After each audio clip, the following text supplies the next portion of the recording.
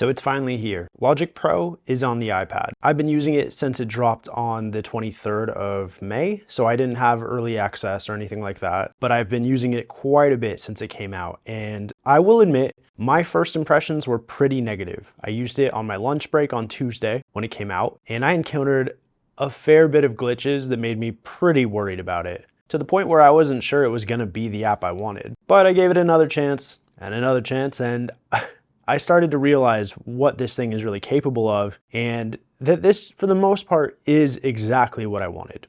But I want to get a few caveats out of the way. You probably already know this, but Logic Pro on the iPad is not able to use your desktop VSTs. Just isn't going to happen. This uses the audio units that already exist on iPadOS. And some people, I've seen some reviewers be like, and that means there's no Pro apps, and that's not true. I mean, I saw an article that said FabFilter wasn't on here, and it's like, you must not know anything about iPad. FabFilter's been on iPad for a while. But even still, the point remains that if you want your native instruments complete collection, if you want Arturia V collection, Omnisphere, Serum, those Mac and PC VSTs you're so used to if you're doing that type of music production, so far it's not on here. But the reason this is still a killer app to me, and if you watch my channel a while, you might notice this is a different iPad. The reason it's still a killer app to me is because it's exactly what I wanted, with a few caveats. With just this app, with just the built-in plugins, with just the built-in instruments, I believe just about anyone can make almost any type of music. There are a few situations in which maybe not. Specifically, if you are a film composer who uses orchestral libraries primarily, then yeah, I mean, you're gonna wanna stick to your beefy desktop Mac or PC with your 128 gigabytes of RAM and your terabytes of sampled orchestral libraries. But if you're a solo producer who's been using a laptop or DAW-less gear and you wanted something thin, portable, powerful, and capable, and if you're like me, you've wanted that to be the iPad for a long time. And I think it's safe to say that barring a few glitches, and there are some glitches, this app makes this device what I've wanted it to be this whole time. So I think first things first, let's talk about the glitches I've seen, because that's really important. The glitches are something I was worried about in my last video talking about what could happen with this, and they are there.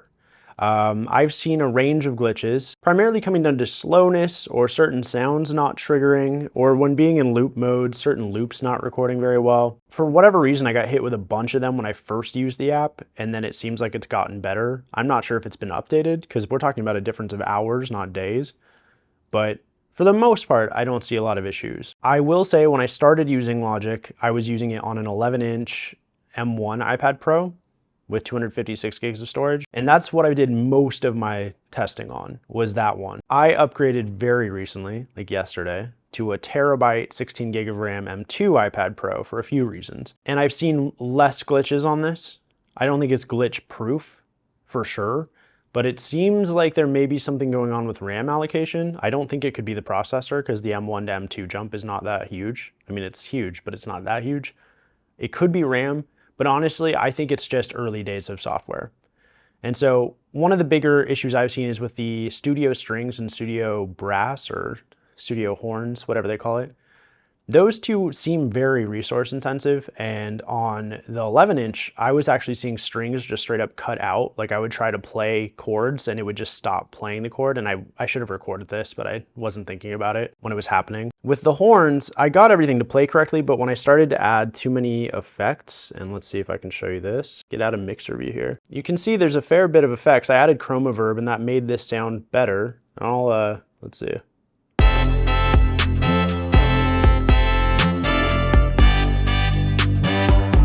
The horns still sound a little cheesy, but the reverb helped. I wanted to add a delay and it just stopped working properly, and I think I can show that in real time.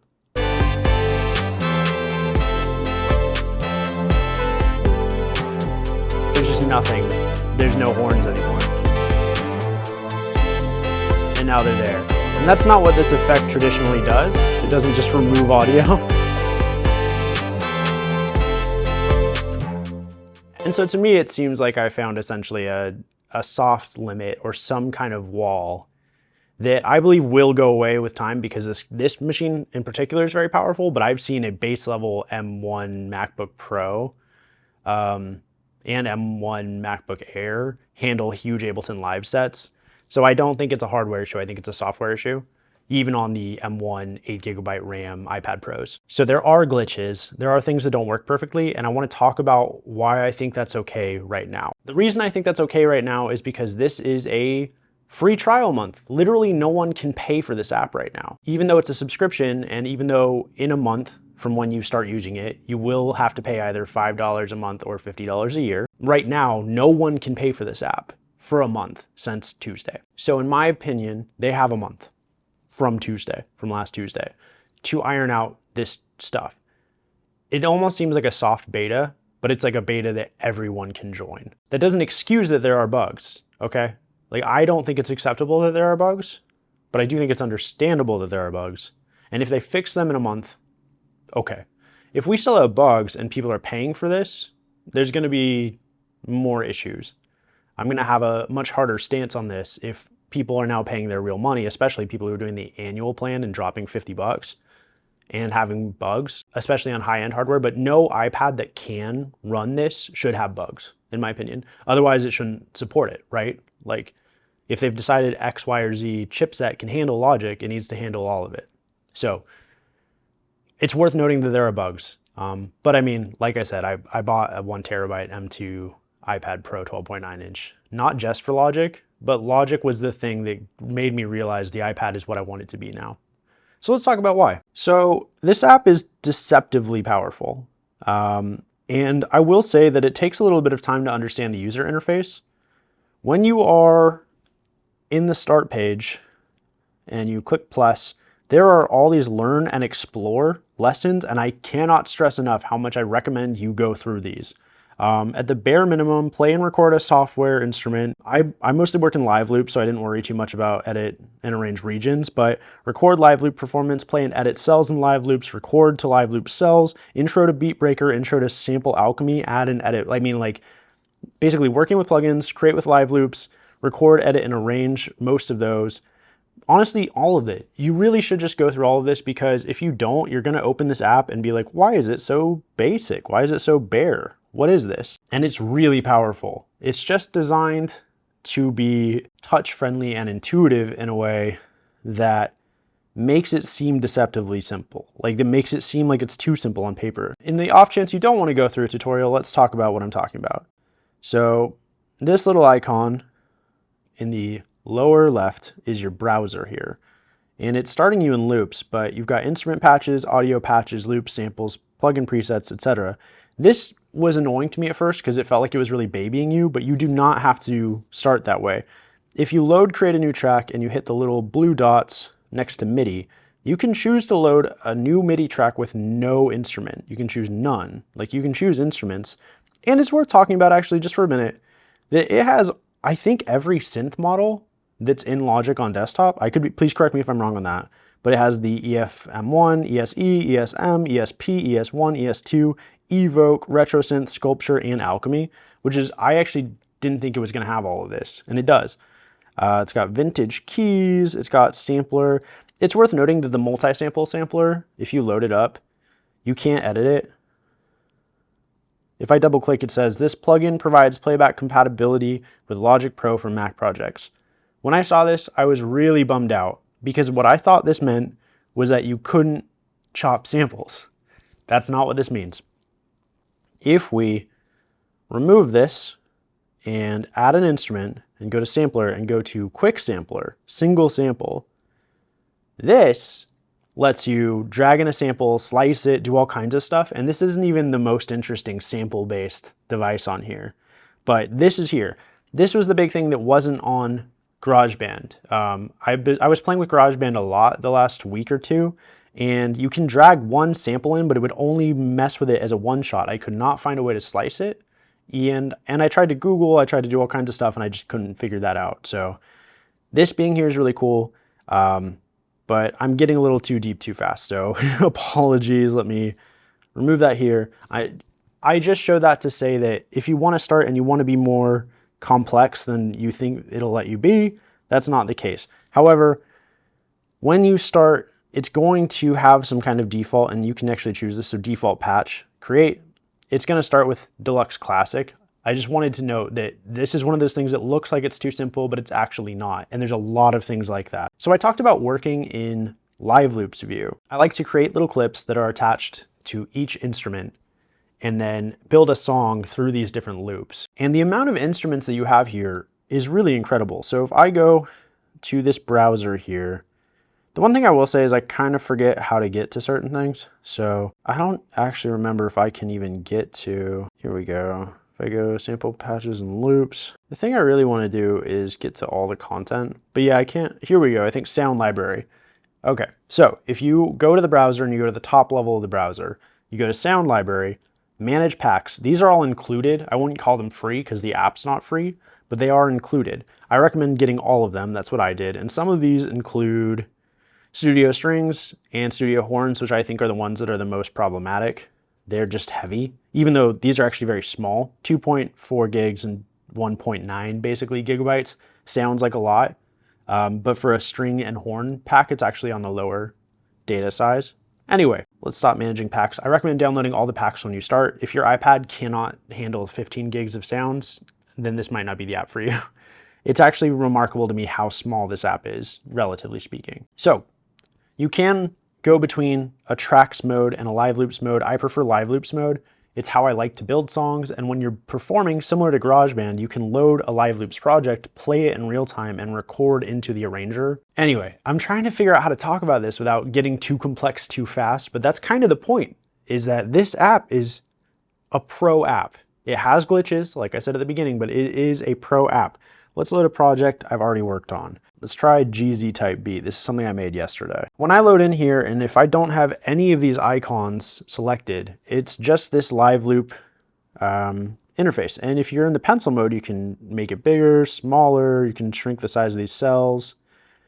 And you're really gonna wanna get familiar with these buttons up here. So this is trigger, cue, which I still am kind of figuring out how it works, and then record.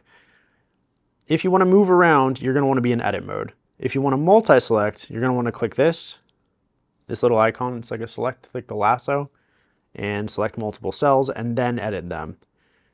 But the reason I like to work like this is because if I'm in trigger mode, I can trigger this whole stack.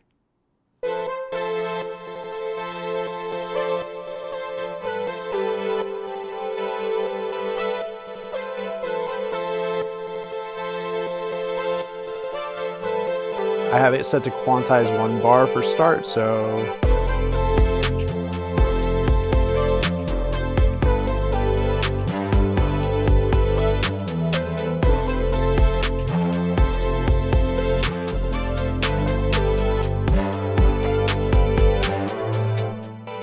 I composed this entire little sketch with my complete Control S61 plugged into a USB-C adapter, which also has a headphone out. So a single cable gets all of this stuff connected. I had a power cable into a brick that really can't handle powering this, and so I have a new cable on the way. So I can use the iPad charger, and that should help. It's like a 10-foot USB-C to USB-C cable, and that will provide enough power while I'm also powering the keyboard. Because this is a power-hungry app, I will say, but it's a pro app. So let's talk about some of my favorite features on here, if I haven't already. One of them is Beat Breaker. So, for example, let's stop all the clips. Let's trigger nothing, and then this is the studio strings, and this has Beat Breaker on it. I'm using a custom Beat Breaker. This is what the strings sound like without it.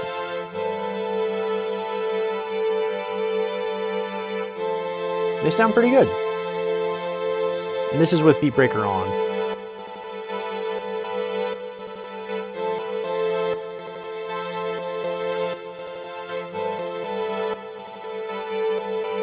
I'm not going to fully explain Beat Breaker. I highly recommend going through the tutorial in the app. It's how I learned how to use it, and it is super cool. It's honestly, I think, one of the most exciting plugin type effect things I've ever used, and it's underrated for sure. I've been using it a lot on my beats and on my tracks when I'm making them, and I use it on specific individual tracks to give them this sort of futuristic glitchy effect. So yeah, I started with the strings, and I started with Beat Breaker on the strings. I recorded with Beat Breaker on the chain, So I didn't even hear what it sounded like without it by the time I was really recording. Added some drums, and here's another pro app feature. In the drum track, there's this little arrow.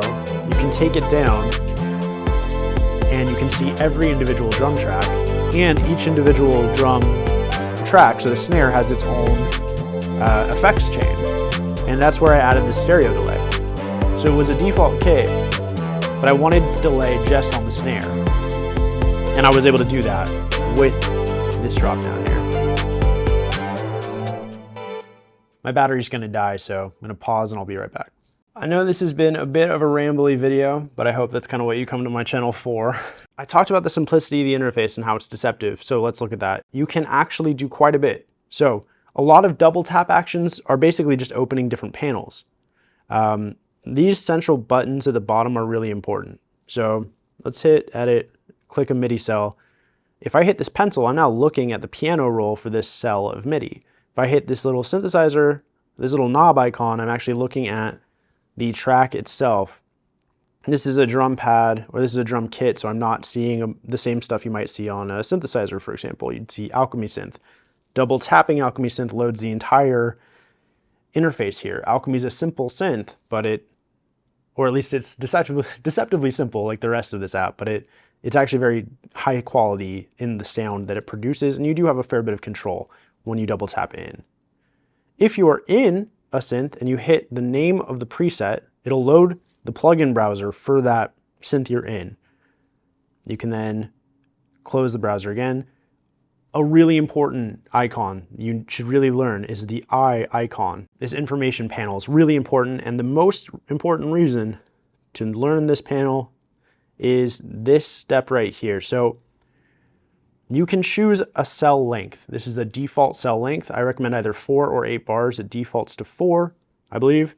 And when you're recording, change record length to cell length.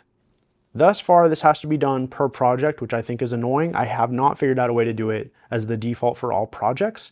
So that Apple, if you're watching this, please let users set a default length for record length for the entire app, so that it's not something you have to change per project, or at least let it have a default limit per project, similar to the MPCs. The MPCs, when you load a project, I believe they default to 2 bars, although you can change that as well. Having a unlimited default means that it's hard to record cells exactly the length you want. I can show you this, but I won't get into this right now. But I recommend that the app have a default cell limit for new users, because making the default unlimited sounds cool, but it makes learning live loops extremely complicated. Once you have a default limit, 4 bars, 2 bars, 8 bars, it will stop recording the loop after your limit, which makes it very easy to record and then have a clip ready to go. So in the meantime, I recommend learning this info panel, going through these steps, play, set your clip length, and then record, set record length to clip length. Another thing worth knowing is that it records unquantized for every cell, which is a pro feature in my opinion. And another pro feature is if you're in edit mode and you click a cell, you can turn quantize on per, I think it's per instrument. I don't think, oh, this actually looks like it's per cell. If I click the instrument, no, I think it's still cell level. But I think I don't know. It's either instrument or cell.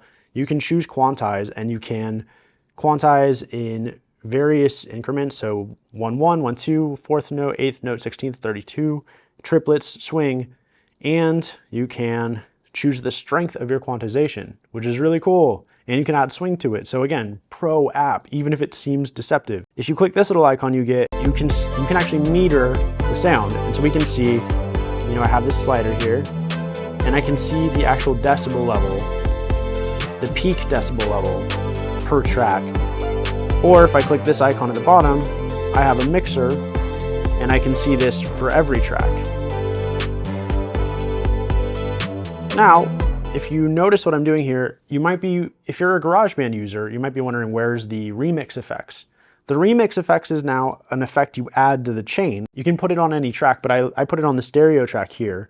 If I double click it, or if I click it once and show details, it will load this remix effect panel for me.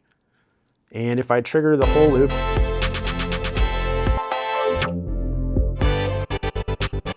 You get that same really fun remixing effects that you have in GarageBand. It's just a little bit more manual to add it, which again to me is kind of a pro feature. It doesn't assume you want this, you add it if you want it. I'm trying to think, I know I'm missing some stuff. There's so much stuff here. Again, it has glitches, it's not perfect. It doesn't support third-party VSTs from desktop yet. I hope that having an app this substantial on the platform will mean that Arturia and Native Instruments and potentially other developers bring their pro apps over. I also really hope that developers like Korg and other developers who have supported the platform for a really long time will make their apps Audio V3 compatible.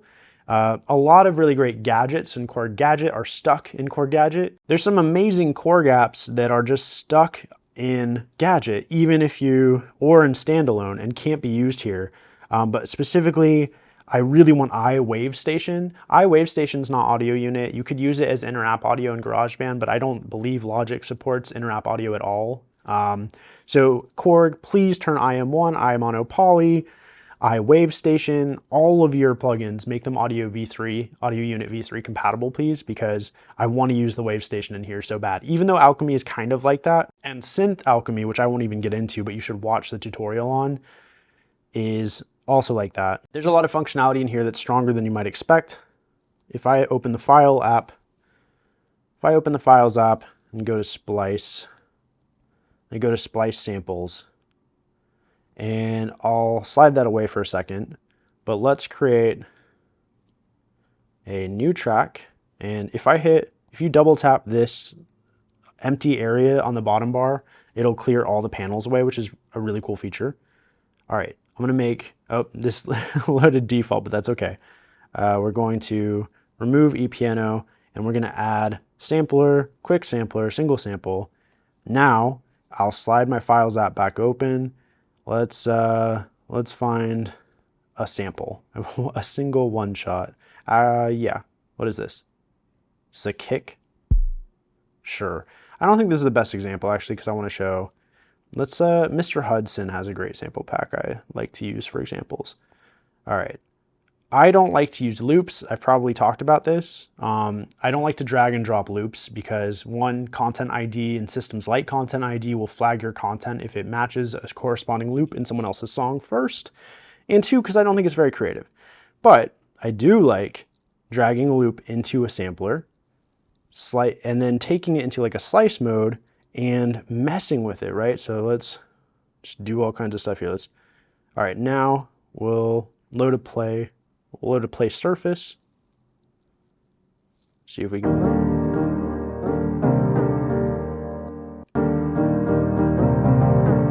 We can control the start time for each slice. And this is one of those features that made Beatmaker 3 one of the better apps on iPad. Now it's here in Logic.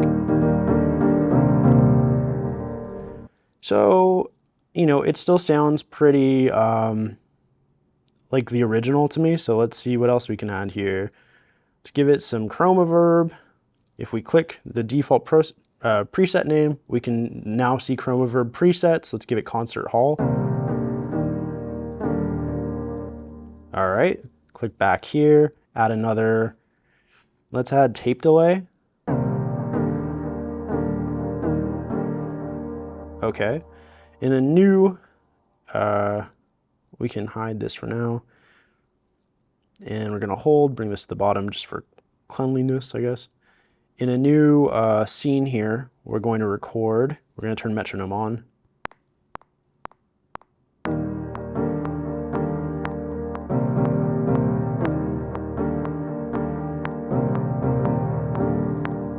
Cool. I only want 4 bars, so I'm gonna tap on this. We're going to go to the editor, and we're going to drag this here, and now it's 4 bars.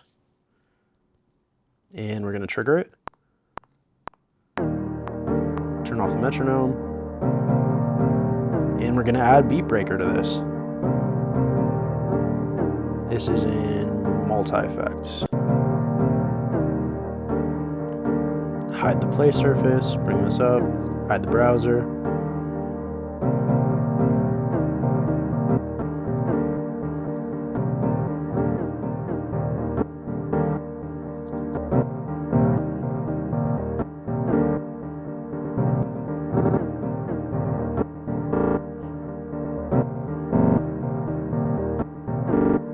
enjoy the mix.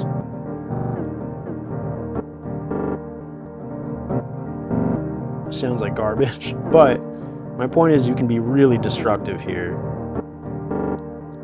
Let's do a channel EQ, and we'll put the EQ before everything. But I do like the beat breaker after delay and reverb, so it can cut it off.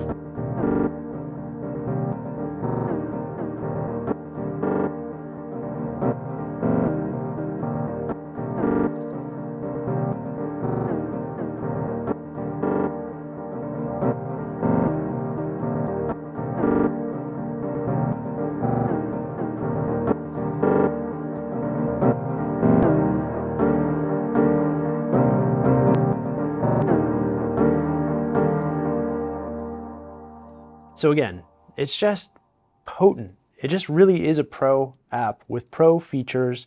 There's so much you can do. Like, again, I know I said it earlier, but if you feel like you can't make a whole song on this, if you feel like you can't do everything you want to do on this, then you are either in a very specific niche of music production, like recording huge bands, and you don't want to deal with potentially the finickiness of an iPad, and you just want your full rack-mounted studio setup, rock solid, 10-year-old, 5-year-old desktop that never connects to the internet, totally valid.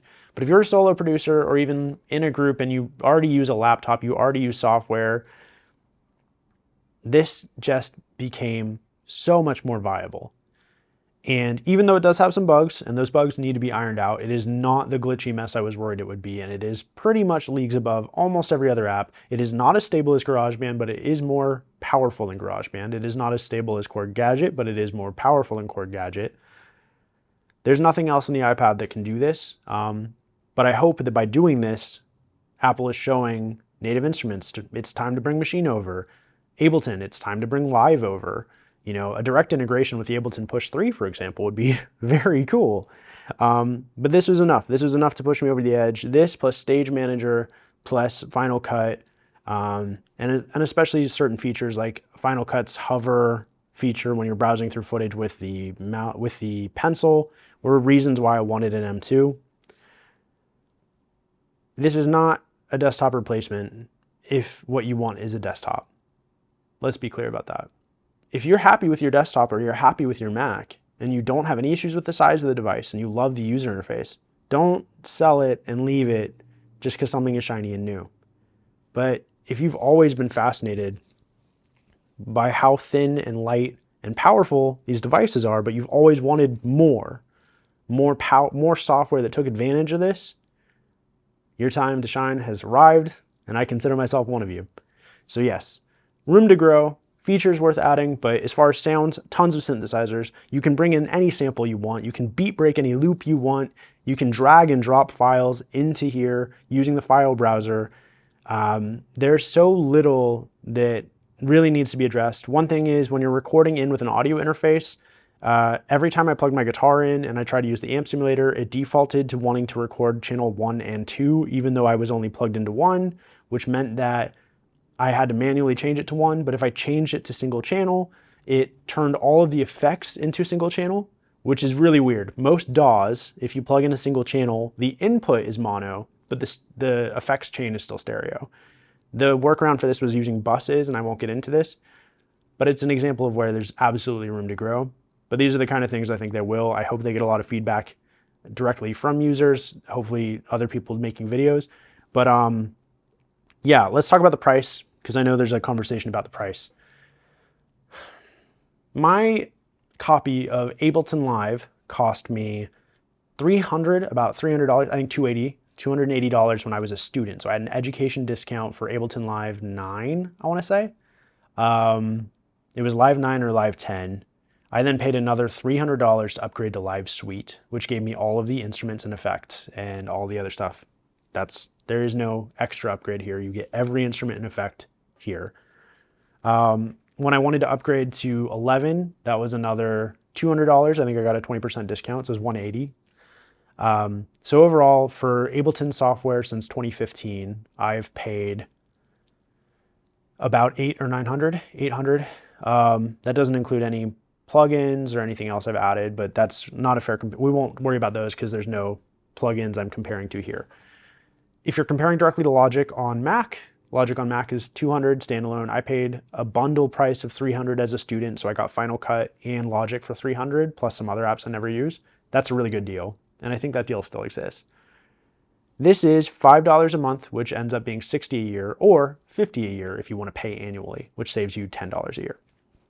I've seen commenters saying, well, if you use it for 4 years or 5 years or whatever, you start paying a lot more. Let's talk about that. So if you got the annual plan and you paid $50 a year, it would take 4 years to hit the price of desktop Logic, assuming they don't turn desktop Logic into a subscription, which I really hope they don't, because people would be furious and because it's not the right thing to do. But what you get for $5 a month or $50 a year is really good here. And I understand if you're like a pro user and it's Logic Pro, so your voice absolutely matters and your opinion absolutely matters. From the perspective of a pro user, obviously the less subscriptions you have, the better, because if you need these tools, you don't want to just perpetually pay for them, especially if your income isn't making up that difference, or just even if it is, like, why would you want that additional expense? I totally think that perspective is valid and it makes sense, and I understand people who are voting with their dollar and who won't buy this because it's a subscription. Totally fair. From my perspective, when I was a student and I wanted Ableton, because it had the cell-like features, it had essentially what are live loops. It was clips and session view, but it's the same idea. That cost me $300 as a student. I think I put that on a PayPal credit card, so I paid it off over 6 months. No interest, but that's how I was able to afford that. And that was a lot of money. It was $50 a month for 6 months, and then I owned it, and then I upgraded to Suite, and then I upgraded to 11. You don't have to upgrade these apps, so you could just get the standard version. You have a lot of effects and a lot of plugins. If you get the Suite, you have everything. And I think that's $700 if you weren't a student. But I'm using the student example because a student is who I'm thinking of who would really benefit from being able to pay $5 a month. Some people don't have $5 a month to spend on a pro iPad app. And this is going to potentially be controversial, so I'm not saying this in bad faith. I mean this genuinely.